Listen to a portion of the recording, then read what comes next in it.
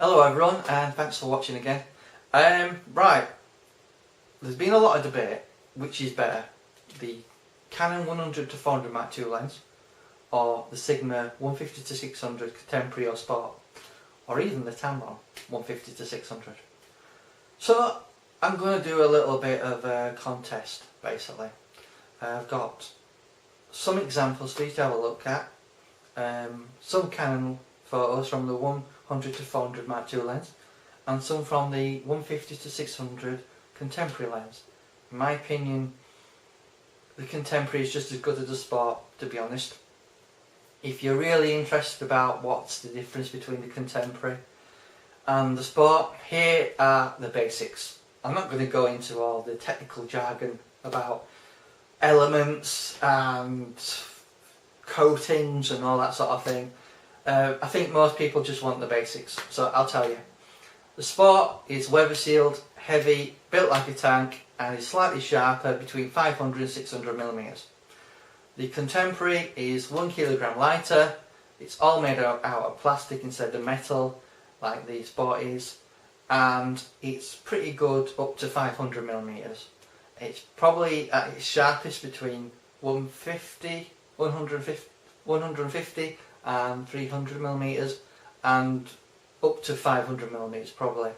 But in terms of sharpness between both lenses, both the Sigma and the Contemporary, there's not a lot in it really. I've tried cropping in and having a look at the images by 200%. There's not a lot in it. So I just wanted to do another video for you guys to see some samples, and it's up to you to make your mind up which you prefer. Thank you. Bye bye. Hello everyone, and thanks for coming to my video. I think anyone who does photography, and does telephoto photography in particular, who can't afford the Canon or the Nikon primes because they're extremely expensive, have gone for the cheaper alternatives such as the zooms with obviously a variable aperture. I think a lot of people are considering the 100 to 400 Mark II Canon lens versus the Sigma 150 to 600 Contemporary, Sport, and also the Tamron version. For you guys in the Nikon world, you're probably wondering how it stacks up against the 200 to 500 lens. So this video is all about showing you some examples. It's not entirely scientific, I do apologise, but I hope this will give you an idea of the quality of the results you can get from both lenses. If you're wondering about the Contemporary versus the Sport, which is better, in my opinion, they're as good as each other. The only advantage to the Sport is it's it's a kilogram heavier, first of all, so that's a disadvantage. But the advantage is it's weather sealed, and at between 500 and 600 millimeters, it's a little bit sharper than the Contemporary.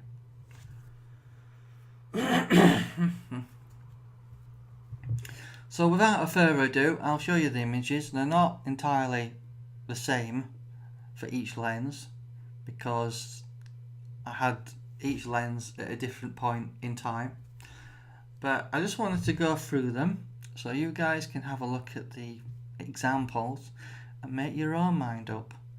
My preference is always to go for a longer telephoto lens than a shorter one because cropping isn't always an option. So without further ado, let's have a look. Let's have a look at the metadata for this picture.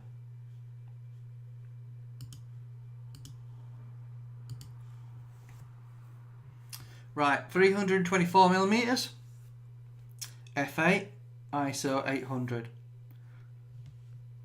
So that is set to camera raw medium settings on the 1D Mark III. So let's zoom in a little bit. 50%,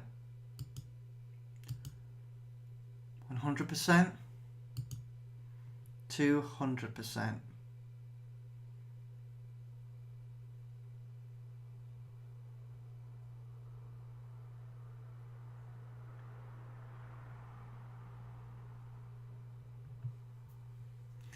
Right, the next one is a Canon picture from the 100 to 400 Mark II lens.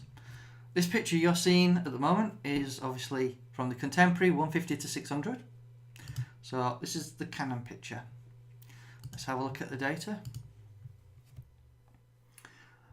400mm, 5.6, ISO 400. So it may be a bit cleaner, but it still is further away. 50%, 100%, 200%. Now it is on medium settings, so you can see pixelization. So let's come out a little bit. Right, let's come out a little bit so we don't see any sort of pixelization because it is at 10 megapixels. Okay, now let's try and get a similar framing picture with the Sigma lens.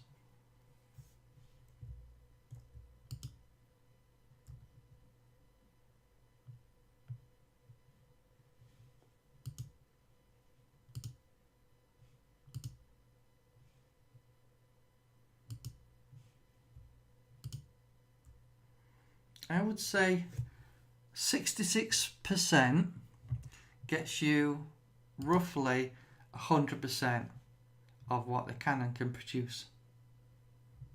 But is it sharper? That's the question. The choice is yours. You make your own mind up.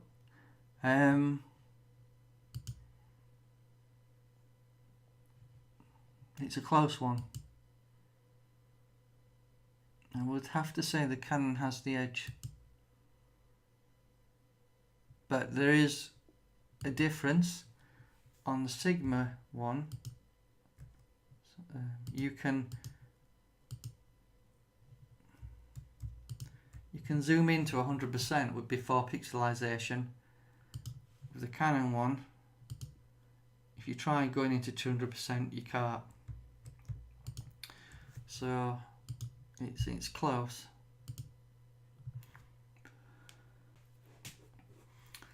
Right, the next image. This is on the Sigma. So let's just have a look at the data. 600mm, obviously it's set to medium settings on the camera, 7D, ISO 400, f8. So let us zoom in. 50%, 100%, 200%. But at that point we can see some pixels there. But if we zoom out to 100%, it looks pretty good. So let's have a look at the next image, which is on the Canon lens. That's ISO 400, 5.6, 400mm. Let's zoom in.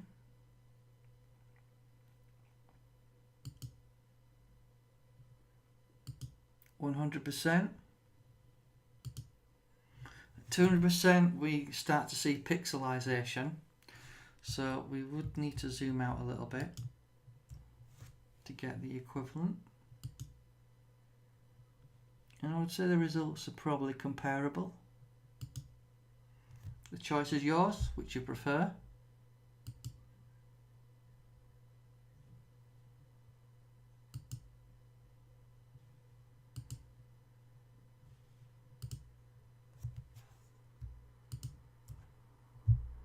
Clearly, the higher the resolution of your camera, the more you can actually crop.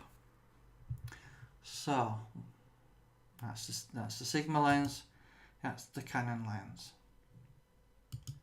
Okay, the next picture is on the Sigma.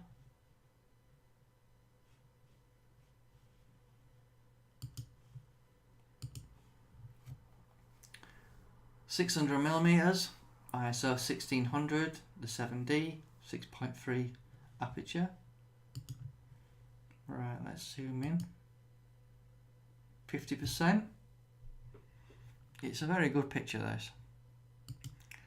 I think the focus could have been better because it's here when it needs to be on the eye.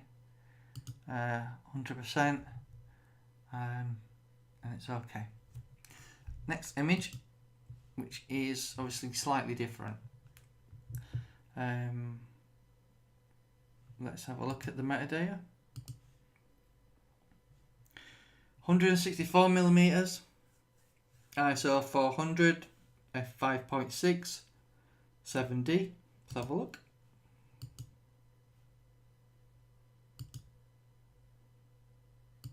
%, 200%.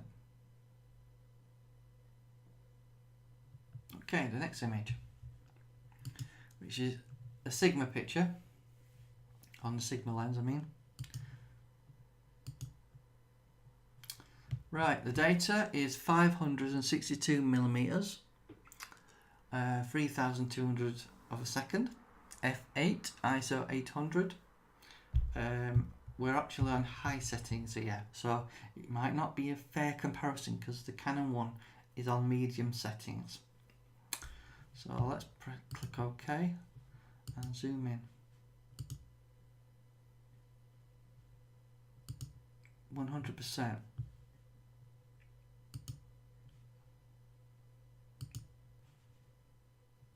So let's have a look at the information on this lens. 562mm, ISO 800, f8, 3200 of a second, 7D. It's set to its high settings though, so in a fair comparison with the Canon, I believe. Well, let's zoom in.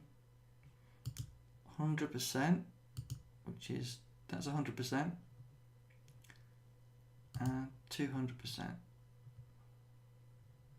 But as I said, it is set to high settings, so really it's not usable at that, but that's usable.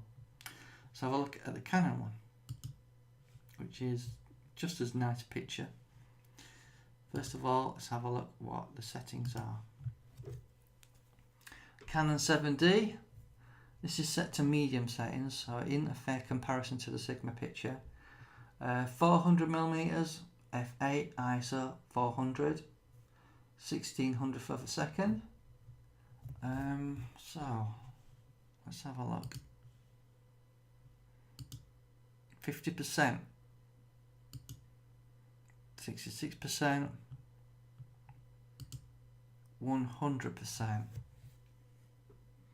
Now I think most of the focus is on the wing here, unfortunately, and not on the eye. It would have been a lot better if it was, so you could have a clear indication of which is sharper. Obviously it is a bit smaller, so we could possibly zoom out on the Sigma lens to get similar magnification. So basically it's 40% out we have to come to match the Canon's sized image here when we've cropped in. So it's up to you which you think is better. Obviously it would help if there were very similar images, but it's not an easy thing to achieve with wildlife. But they're both very good images, and the Sigma is certainly capable of producing good results, as you've seen. It's up to you to make your mind up, but I certainly think the Sigma and the Canon lenses can produce good results. The choice is yours.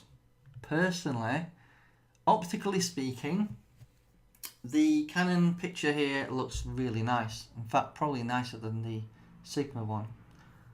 However, the Sigma lens can focus twice as fast on the 7D.